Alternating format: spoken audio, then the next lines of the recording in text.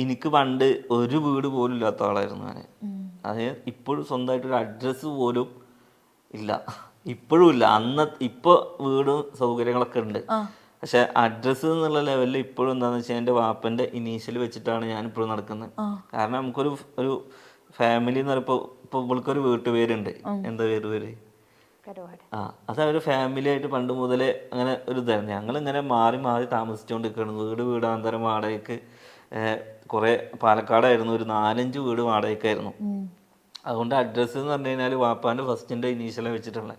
അവിടെയൊക്കെ അപ്പുറത്ത് അങ്ങനെയാണ് തോന്നുന്നത്. പക്ഷെ ഇപ്പോഴും ഞാൻ എൻ്റെ ഇനീഷ്യൽ എൻ്റെ മക്കൾക്ക് ഇടുമ്പോൾ ഞാൻ എന്താക്കുന്നത്, എനിക്ക് ഇപ്പോൾ ഒരു വീട്ടുപേര് വെച്ചിട്ട് ഒരു ഇനീഷ്യൽ എനിക്ക് ഇടാൻ പറ്റലില്ല. കാരണം ഇപ്പോൾ നൗഫൽ എഫ് എന്ന് പറഞ്ഞാൽ ഇപ്പം എൻ്റെ അലേഹ നൗഫൽ എന്ന് എൻ്റെ മൂത്തോട്ട് അലേഹ നൗഫൽ എഫ് എന്നാണ് വല്യപ്പാൻ്റെ പേരിൻ്റെ ഫസ്റ്റ് അക്ഷരം ഇടുന്നത്.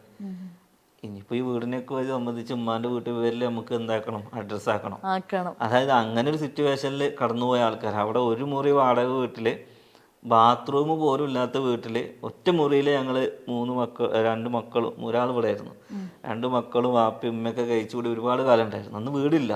ഇന്ന് അൽഹംദുലില്ലാ 2 വീടാണ്. ഒരു വീട് അവിടെ ഉപയോഗിക്കാതെ കിടക്കുന്നുണ്ട്.